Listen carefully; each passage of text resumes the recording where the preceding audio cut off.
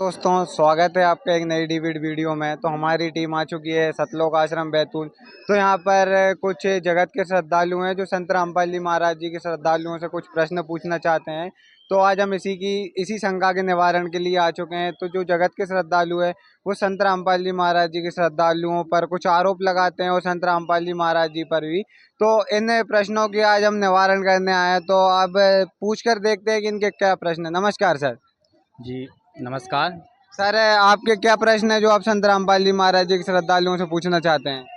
Sir मेरा प्रश्न बहुत बड़ा है, क्योंकि मैं यहाँ पर भाई साहब ने मुझे भंडारे में लेके आए हैं, तो मैं इनको मेरे भंडारे में ले जाता हूँ। जैसे हम भी देवी देवताओं के भंडारे कराते हैं, तो ये बोलते हैं कि हम नहीं जाते, हमारे गुरुजी मना करते हैं ऐसी चीज़ों में। तो भाई जब संत रामपाल जी महाराज इतना बड़ा भंडारा करा रहे हैं, तो हम भी तो भंडारा कराते हैं, भले ही वो छोटा है। तो ये मना क्यों करते हैं, उस भंडारे में क्यों नहीं जाते हैं? तो सर का कहना है कि हम जैसे अदर देवी देवताओं को भंडारा करते हैं, तो ये संत रामपाल जी महाराज जी के श्रद्धालु उन भंडारे में नहीं आते हैं। तो सर, आप क्या कहना चाहेंगे? देखो भगत जी, सबसे पहले तो ये है कि जो भंडारे जो होते हैं ना, वो वेद विरुद्ध, शास्त्र के विरुद्ध है। क्यों? कि पूर्ण परमात्मा के आदेश अनुसार जो भंडारा होता है उससे पुण्य की प्राप्ति होती है और उससे मोक्ष भी मिलता है। और वो जो भंडारे होते हैं देवी देवता की साधना हो सकती है, लेकिन भंडारे नहीं। क्यों? कि अगर वो भंडारे में हम जाएंगे तो वो व्यभिचारिणी भक्ति हो जाती है। इसलिए हम देवी देवताओं के भंडारे में नहीं जा सकते और उनको कराना शास्त्र के विरुद्ध है। तो सर ने बताया कि आप जो देवी देवताओं के भंडारे कराते हैं वो एकदम शास्त्रों के विरुद्ध है। तो अब आप क्या कहना चाहेंगे? अरे शास्त्रों के विरुद्ध कैसे हो गए? जैसे कि पहले से भी हमारे पूर्वज करते आ रहे भंडारा। हमारे पंडित है, गुरुजन है, वो भी बताते कि भंडारा करो भाई, यहाँ कबूल दो कुछ, जैसे कढ़ाई कर दो। तो हम भंडारा करवाते हैं, बढ़िया प्रसाद बांटते हैं, पूड़ी बनाते हैं, हलवा प्रसाद बनाते हैं, ऐसे हम बना के करते हैं भंडारा। तो उसमें क्या दिक्कत है? क्या शास्त्रों से विरुद्ध है उसमें? तो सर का कहना है कि हमारे पूर्वजों की परंपरा है और इसमें क्या शास्त्र विरुद्ध बात है। सर, अब आप क्या कहना चाहेंगे? परंपरा है वो ठीक है, लेकिन क्या है उसमें, ये इसका पुण्य तो जरूर मिलता है, लेकिन वो है 84 लाख योनियों में जाने के बाद मिलता है पुण्य। और ये भंडारा होता है पूर्ण परमात्मा का, इसका मोक्ष में सहयोग मिलता है। मोक्ष में जाने के लिए मोक्ष मिलता है, इससे आगे आदमी जो जीव है ना वो आगे चला जाता है। लेकिन देवी देवताओं के जो भंडारे से उसको क्या, जैसे कोई भी योनि में हो, चाहे किसी भी योनि में जाएगा, उसको लाभ तो मिलेगा, लेकिन मोक्ष नहीं मिल सकता उससे। सर ने बताया कि इसका बस आपको लाभ मिल सकता है, मोक्ष नहीं मिल सकता। तो सर, आपका अगला प्रश्न क्या है? सर मैं जैसे कि भाई साहब ने यहाँ पे विवाह हुआ था यहाँ पे, तो कुछ व्यक्ति थे जिनका विवाह हो रहा था, वो बढ़िया बैठे हुए थे। हमने देखा ना वहाँ पे कुछ फेरे पड़े, ना कोई ने मांग भरी, ना कोई मंगलसूत्र। भाई ये कौन सी शादी? ना कोई पंडित आया, बस वो संत रामपाल जी महाराज का कुछ टीवी में चला रहे थे और शादी हो गई थोड़ी देर में, आधे घंटे भी नहीं लगे होंगे। तो ये कैसी शादी है? तो सर ने बताया कि यहाँ पर आज जो विवाह हुए हैं वो बिल्कुल सिंपल तरीके से हुए हैं। ना कोई बैंड बाजा, ना कोई कुछ, कोई धूम धमाका नहीं हुआ। तो इस बारे में हम जानते हैं कि संत रामपाल जी महाराज जी के श्रद्धालु का कहना चाहेंगे। देखो, इस संत रामपाल जी महाराज ने दहेज मुक्त शादी की और कर रहे हैं, और कईयों आज 151 जोड़े हुए हैं। क्योंकि उसका चक्कर ये है कि जैसे संत रामपाल जी महाराज ये चाहते हैं कि समाज में जो कुप्रथा फैली हुई है दहेज की, इसको बंद किया जाए। तीसरी बात कि वहाँ भी अगर ये जैसे फेरे करते हैं या डीजे बजाते हैं, तो ये वेद मंत्रों से शादी होती है। ये तो ऐसे में फिर तो हिंदू से मुसलमान बना रहे हैं, क्योंकि मुसलमानों में ऐसा होता है कि फेरे नहीं पड़ते हैं। ये तो फिर तो धर्म परिवर्तन कर रहे हैं ना संत रामपाल जी महाराज। तो सर का कहना है कि संत रामपाल जी महाराज जी के द्वारा धर्म परिवर्तन किया जा रहा है। तो अब हम संत रामपाल जी महाराज जी के श्रद्धालु से जानते हैं कि अब वो क्या कहना चाहेंगे। देखो, वेद मंत्र शादी होती है, ये चीज़ इन लोगों को भी जानकारी नहीं है। 17 मिनट में जो रमेनी होते हैं, 33 करोड़ देवी देवताओं की साधना होती है, 33 करोड़ देवी देवता साक्षी होते हैं उस शादी के। और ये जो पंडित लोग शादी करते हैं ना, ये तो सिर्फ अपने स्वार्थ के लिए, अपनी कमाई के लिए करते हैं। ये ऐसा कई शास्त्रों में नहीं है। वेद विरुद्ध है वो शादी, और ये वेद के अनुसार शादी हो रही है। 33 करोड़ देवी देवताओं को सारा आपको श्लोक सुनाए जाते हैं, आपने सुना होगा 17 मिनट में, लेकिन आपने ध्यान नहीं दिया है। उसके लिए हम कोई वो नहीं कह सकते आपसे, लेकिन ये वेद विरुद्ध नहीं है, वेद के अनुसार है। और बिना दहेज की शादी होती है, और बिना किसी तड़क भड़क के, बिना सामने एक दूसरे से।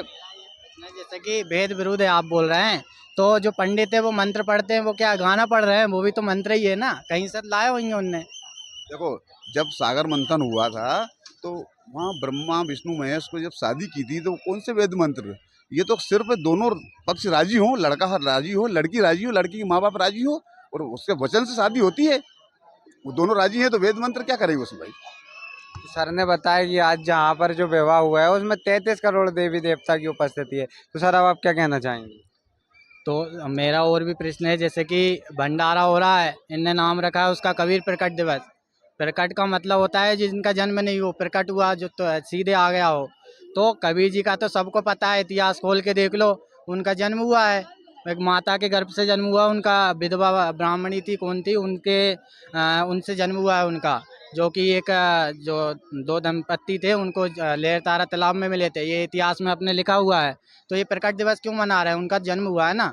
सर का कहना है कि कबीर जी का जन्म हुआ था, तो यहाँ पर जहाँ भी बैनरों में या फ्लैक्स में लिखा है तो वो प्रकट दिवस लिखा है, लेकिन सर का कहना है कबीर जी का जन्म हुआ था। तो इस पर हम जानते हैं कि संत रामपाल जी महाराज जी के श्रद्धालु क्या कहना चाहते हैं। देखो, प्रकट दिवस, प्रकट का मतलब ये होता है जो प्रकट होते हैं। ये 627वां प्रकट दिवस कबीर साहब का।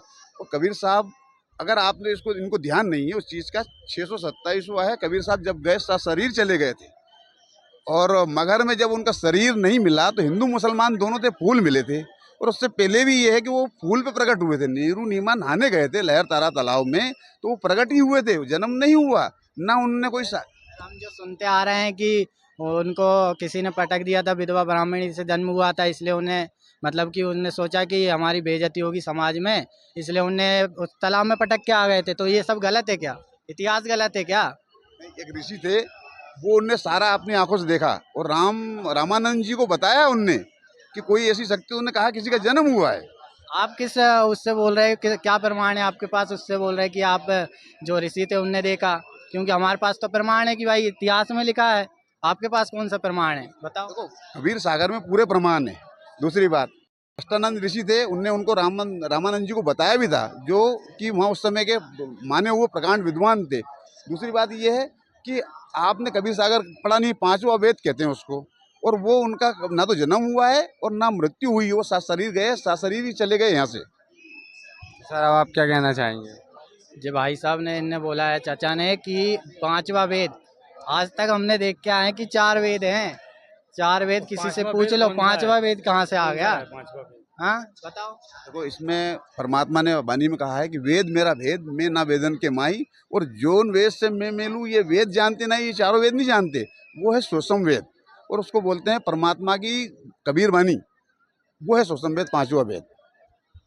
जब कबीर जी अगर भगवान होते तो इतने महात्मा है, हमारे संत है, इतने बड़े बड़े अभी भी गुरु हैं जो कि अभी चल रहे हैं, तो उनको तो पता ही नहीं है कि ये भगवान है। वो तो अभी तक तीनों भगवान को, उनको तीनों देवों को भगवान बता रहे हैं।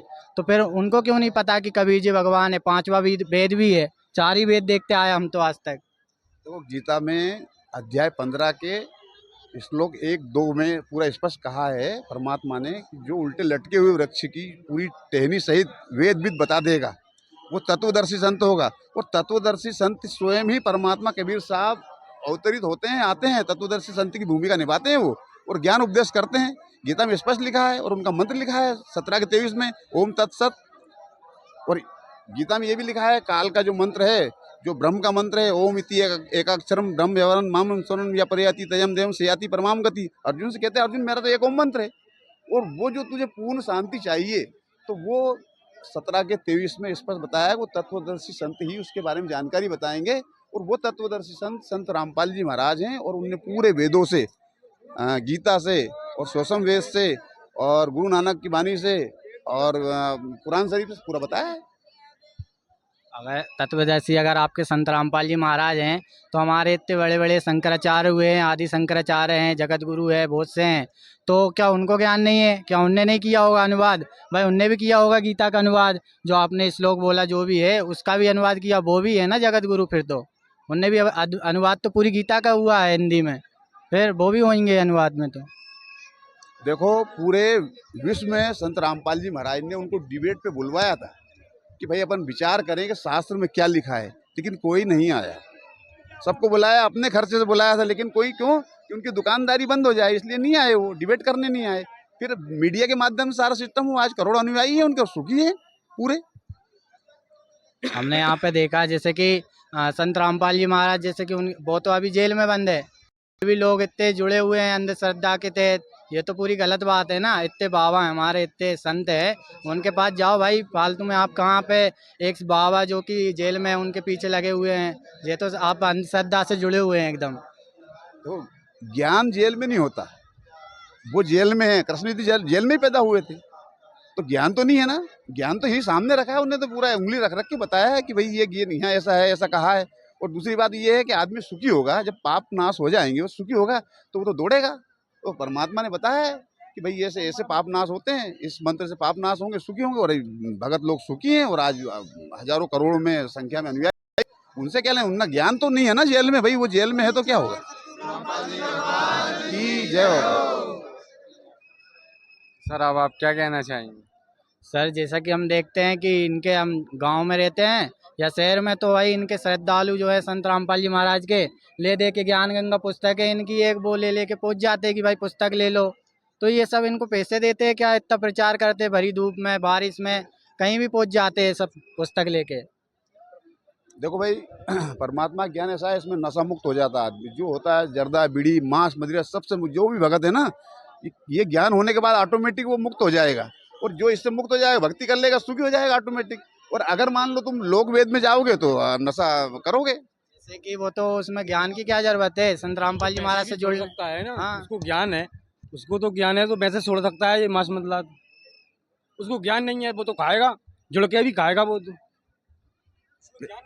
बिल्कुल ज्ञान आएगा तो छोड़ ही देगा ऑटोमेटिक। जब परमात्मा से वो जुड़ेगा, ज्ञान उसको जब देखेगा, सत्संग या ज्ञान गंगा पड़ेगा, उसको पता हो जाएगा पूर्ण परमात्मा के क्या आदेश है। और मनुष्य जिंदगी मिली क्यों है, हमें इसके लिए थोड़ी मिली, मोक्ष के लिए मिली। अभी तो व्यक्ति को, जीव को यही पता नहीं है कि हमें मनुष्य जिंदगी मिली क्यों है। जब उसे पता हो जाएगा मुझे मोक्ष के लिए, तो मोक्ष में क्या क्या नियम होते हैं, कुछ नियम है, वो फॉलो करेगा, आदमी सुखी हो जाएगा और अपना मोक्ष प्राप्त करेगा। मोक्ष के बाद कहाँ जाएंगे? वैसे भी देखो, एक जीवन बड़ी मुश्किल से मिलता है।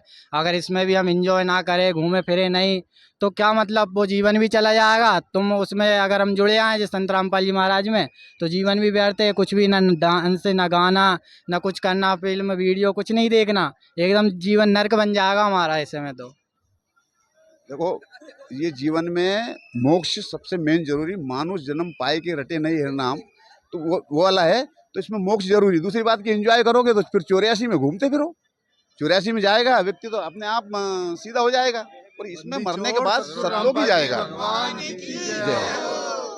तो मरने के बाद सतलोक जाएगा, अमर हो जाएगा, उसे आवागमन से छुटकारा मिल जाएगा उसका। नहीं तो यहीं पड़े रहो, कभी गधे बनो, कभी कुत्ते बनो, और एंजॉय करो फिर उसमें।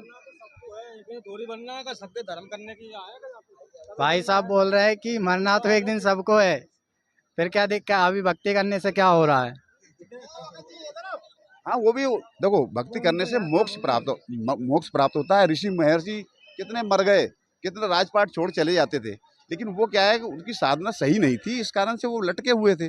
और ये प्राइम टाइम है कलयुग का। ये कहा गया है कि 5505 तब कलयुग बीत जाए, महापुरुष फरमान तब जग तारण को आए। तो ये प्राइम टाइम चल रहा है। तो इसमें अगर आदमी, अपने को ज्ञान हो गया है, तो नाम दीक्षा लेगा और अपना मोक्ष करा लेगा, और नहीं तो एंजॉय करते रहो 84 में। अच्छा, ठीक है, अब हम भी विचार करेंगे इस पे और देखेंगे संत रामपाल जी महाराज के बारे में। तो और भी लेके आएंगे, हमारे भाइयों दोस्तों को दिखाएंगे कि भाई और प्रश्न रहेंगे तो हम वो भी पूछना चाहेंगे इन सब से। कि हम संत रामपाल जी महाराज जी के सत्संग सुनेंगे और उनका ज्ञान समझेंगे। तो आज की डेट में बस इतना ही। आगे बने रहिए हमारे साथ। धन्यवाद।